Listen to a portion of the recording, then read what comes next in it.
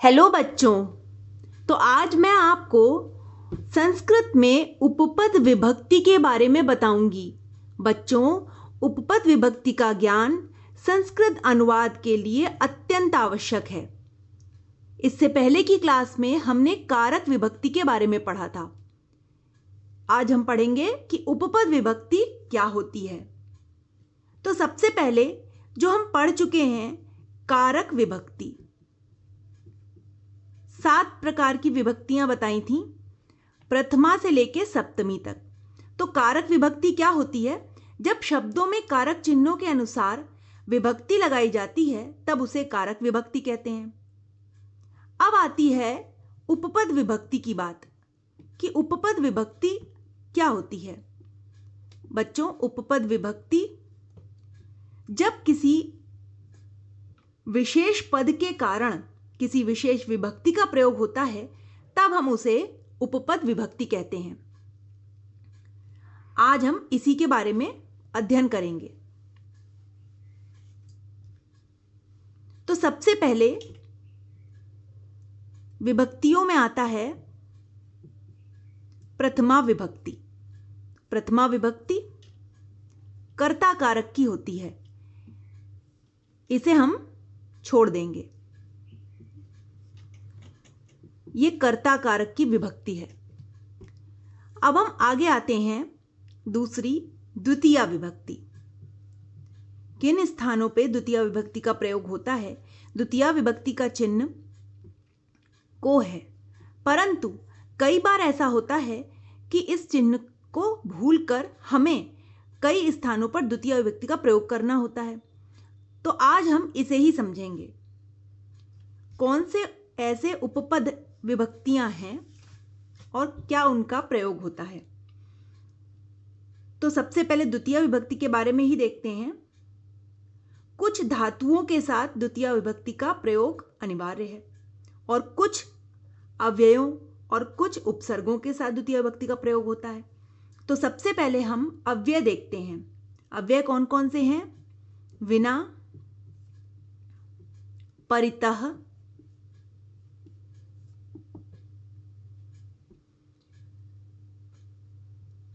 उभयतः,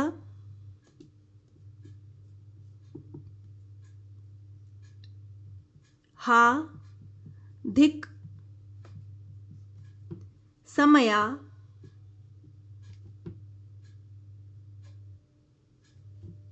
निक्षा, प्रति, अधो, अधः। ये जो अव्यय हैं इनके योग में द्वितीया विभक्ति का प्रयोग होता है। तो अब इसका उदाहरण भी देख लेते हैं। तो सबसे पहले हम शब्द लेते हैं प्रति। किस प्रकार इसका प्रयोग होगा देखते हैं। वाक्य बनाते हैं अर्णवः गृहं प्रति अगच्छत। इसका अर्थ क्या है? अर्णव घर की ओर आया। अब यहां पर गृह में कौन सी विभक्ति लगी है? द्वितीया विभक्ति। द्वितीया विभक्ति इस कारण से लगी है क्योंकि यहां पर प्रति अव्यय का उपयोग हुआ है। वैसे अगर हम चिन्ह देखें तो यहां पर चिन्ह कौन सा ध्वनित हो रहा है? घर की ओर, षष्ठी विभक्ति का कारक चिन्ह हो रहा है, परंतु प्रति अव्यय के कारण यहां पर उपपद विभक्ति द्वितीया का प्रयोग होगा। इसी प्रकार अन्य उदाहरण भी हम देख लेते हैं। अब हम दूसरा शब्द लेते हैं परितः। परितः का अर्थ होता है चारों ओर। परितः,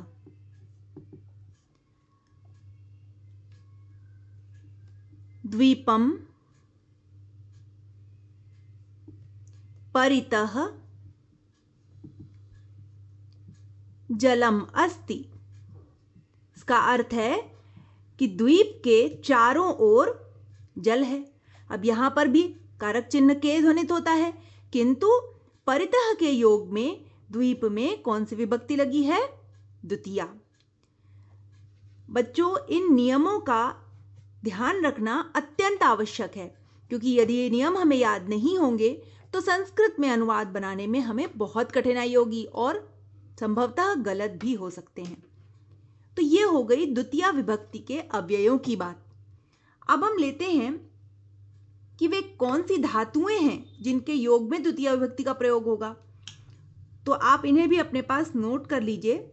सेव अर्थात सेवा करना, रक्ष रक्षा करना, इन धातुओं के योग में भी द्वितीया विभक्ति का प्रयोग होता है। आ प्लस रूय, आरूढ़ जिससे शब्द बनता है, आ प्लस रूय। त्रि,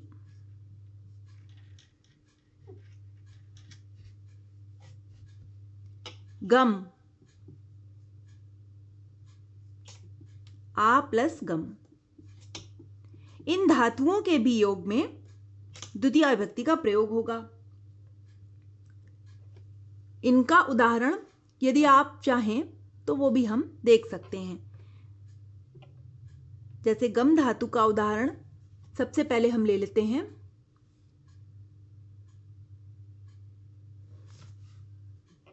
रामः वनम गच्छति, राम वन को जाता है। तो यहां गम धातु के योग में वन में द्वितीया विभक्ति का प्रयोग हुआ है। अब बात आती है कुछ उपसर्गों की। ये धातुएं हो गई। अब द्वितीया विभक्ति कुछ उपसर्गों के साथ भी प्रयोग होती है, जैसे प्रति, प्रति अव्यय भी हमने बताया था अभी। इसी प्रकार अनु, अधि आदि। इन उपसर्गों के योग में भी कौन सी विभक्ति प्रयोग होगी? द्वितीया विभक्ति। अब आती है, इसके बाद लेते हैं तृतीया विभक्ति को।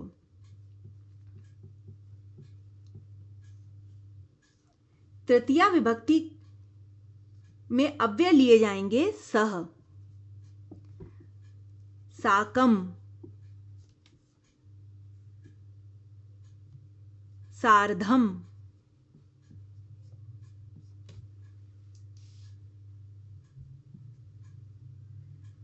अलम, प्रयोजन, विना, कृतम अथवा अंग विकार। यदि किसी अंग में विकार है तो उसमें भी तृतीया विभक्ति का प्रयोग होगा। अब इसका एक उदाहरण हम सबसे पहले देख लेते हैं। तो सबसे पहले शब्द लेते हैं अलम। अलम का उदाहरण देखते हैं।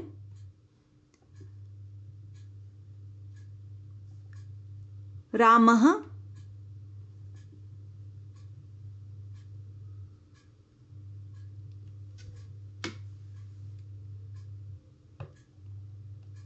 अलम कोलाहलेन, ये ले लेते हैं। अलम कोलाहलेन, इसका अर्थ है कि कोलाहल को कम करो या रहने दो। दूसरा उदाहरण लेते हैं, विना शब्द ले लेते हैं दूसरे का। रामेण विना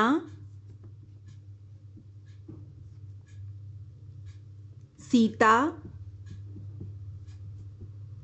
अयोध्यायाम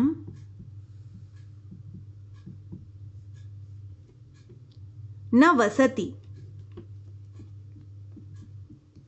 यहां पर विना शब्द के योग में राम में कौन सी विभक्ति लगी है? तृतीया। इसी प्रकार अलम के योग में कोलाहल में तृतीया विभक्ति का प्रयोग हुआ है। इसी प्रकार से हम एक उदाहरण और देखेंगे, वो है अंग विकार का। अंग विकार का भी उदाहरण देख लेते हैं। श्यामः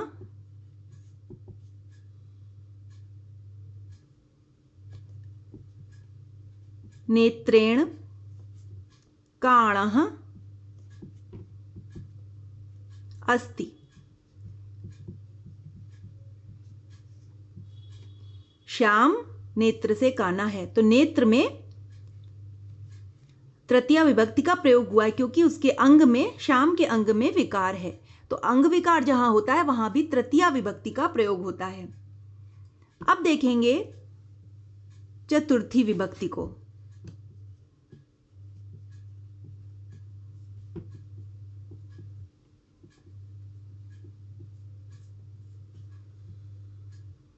कुछ विशिष्ट धातुओं के योग में चतुर्थी विभक्ति का प्रयोग होता है। कौन कौन सी धातुएं हैं ये? दा, इसके रूप यच्छ की तरह बनते हैं जिसका अर्थ होता है दान करना। रुच, रुच का अर्थ होता है कोई चीज पसंद आना। द्रोह्य, द्रोह करना। स्पृह, स्पृहा करना। कुप, क्रोध करना। क्रुद्ध, क्रुद्ध का अर्थ भी क्रोध करना। इन धातुओं के साथ चतुर्थी विभक्ति का प्रयोग होता है। और कुछ अव्यय भी हैं, ये धातुएं हो गई, और अव्यय हैं नमः, जब हम किसी को नमस्कार करते हैं। स्वाहा, जब हम किसी देवता की आहुति देते हैं। स्वधा, स्वस्ति आदि अव्ययों के योग में चतुर्थी विभक्ति का प्रयोग होता है। तो अब इसका एक उदाहरण देख लेते हैं। उदाहरण लेते हैं स्वाहा का, इस अव्यय का। क्या करेंगे? जैसे अग्नये स्वाहा। वैसे तो इसका जो कारक चिन्ह ध्वनित हो रहा है वो को है, परंतु यहां पर स्वाहा के योग में चतुर्थी विभक्ति का प्रयोग हुआ है अग्नि शब्द में, कि अग्नि के लिए स्वाहा है, अग्नि को नहीं यहां पे प्रयोग करेंगे द्वितीया विभक्ति। इसी प्रकार एक अन्य उदाहरण भी देख लेते हैं। नमः देख लेते हैं। जैसे हम किसी देवता को नमस्कार करते हैं तो देवेभ्यः, देवेभ्यः नमः, देवताओं को नमस्कार है। इसी प्रकार स्वस्थ आदि अव्ययों के योग में भी चतुर्थी विभक्ति का प्रयोग होगा। चतुर्थी विभक्ति इन धातुओं में भी प्रयुक्त होती है जहां पर दा है, रुच है, द्रुह, स्पृह, कुप, क्रोध आदि में। अब देखते हैं पंचमी विभक्ति। पंचमी विभक्ति का कारक चिन्ह क्या है? के द्वारा किसी चीज से अलग होना, यही कारक चिन्ह हम लोगों ने पढ़ा था। अब आते हैं उपपद विभक्ति में, कि पंचमी विभक्ति में कौन से ऐसे विशिष्ट अव्यय होते हैं, कौन सी धातुएं होती हैं जिनके योग में पंचमी विभक्ति लगती है। तो यदि किसी से भय होता है तो वहां पंचमी विभक्ति का प्रयोग होता है। पृथक्करण, पृथक्करण का अर्थ होता है जब किसी से कोई चीज अलग होती है, वहां पंचमी विभक्ति का प्रयोग होता है। अपेक्षा होती है जब किसी से, वहां पंचमी विभक्ति होती है। जब किसी से कोई चीज दूर होती है तब पंचमी विभक्ति होती है। प्रमाद में होती है। ऋते, आरभ, ऋते, इन अव्ययों के योग में पंचमी विभक्ति का प्रयोग होता है। और एक और अन्य चीज है जिससे रक्षा की जाए, उसमें भी पंचमी विभक्ति का प्रयोग होता है। जिससे रक्षा की जाए उसमें भी कौन सी विभक्ति का प्रयोग होगा? पंचमी विभक्ति का। तो अब इसका एक उदाहरण देख लेते हैं पंचमी विभक्ति का।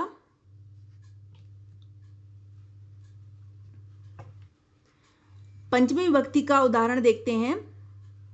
ऋते शब्द लेते हैं। परिश्रमात ऋते विना सफलता न लभ्यते। यहां ऋते के योग में परिश्रम में पंचमी विभक्ति का प्रयोग हुआ है। इसी प्रकार पंचमी विभक्ति का अन्य उदाहरण भी ले सकते हैं, जैसे भय, सर्पात, विभेति। सर्प से भय लगता है, यहाँ सर्प में पंचमी विभक्ति का प्रयोग हुआ है भी धातु के योग में।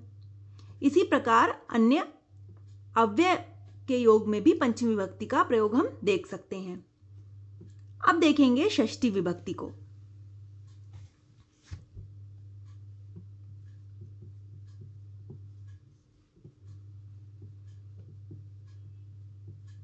षष्ठी विभक्ति का कौन सी उपपद विभक्ति है? सदृश। कौन से इसमें शब्द भी लगेंगे? सदृश, हेतु,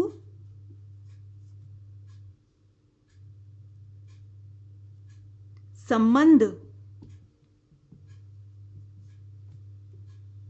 स्मृ,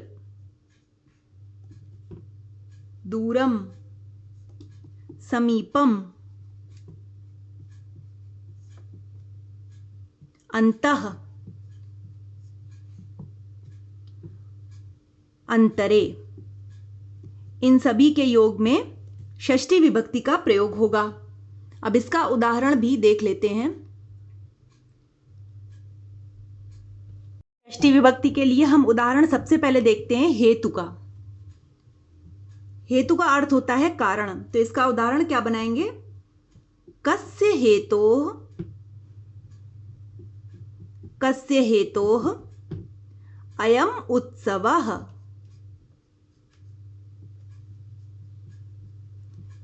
इसका अर्थ क्या है कि यह उत्सव किस हेतु है, किस कारण है।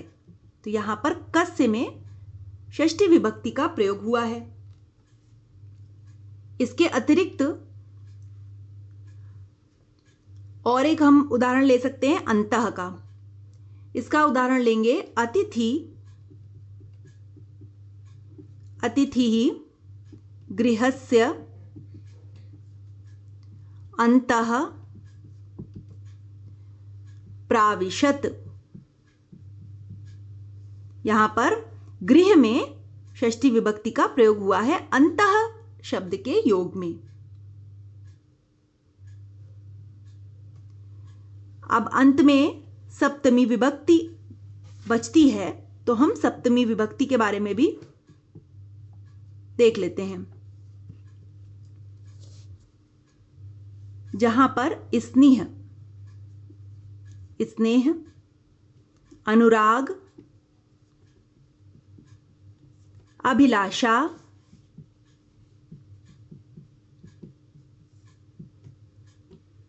दूरे, अंतिके, प्रवीण, निपुण, चतुर।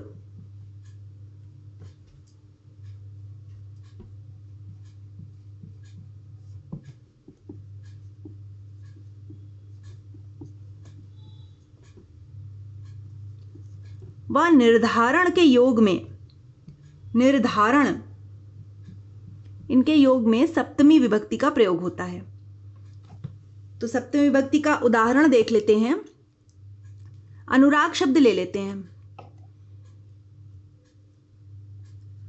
रामस्य पठने अनुरागः अस्ति। यहां अनुराग शब्द के योग में पठ में पठने इस प्रकार सप्तमी विभक्ति का प्रयोग हुआ है कि राम का पढ़ने में अनुराग है। इसका अर्थ यह है। एक अन्य उदाहरण भी यहां पर हम ले सकते हैं। वीणायाम प्रवीणः। यहां पर प्रवीण के योग में वीणा में सप्तमी विभक्ति का प्रयोग हुआ है। तो बच्चों, ये थी हमारी उपपद विभक्तियां। किस प्रकार प्रथमा से लेकर सप्तमी विभक्ति तक किन किन अव्ययों के योग में कौन कौन सी विभक्तियां होती हैं और किस प्रकार अनुवाद करते समय हमें उनका ध्यान रखना चाहिए, आज इस कक्षा में हमने ये सब सीखा।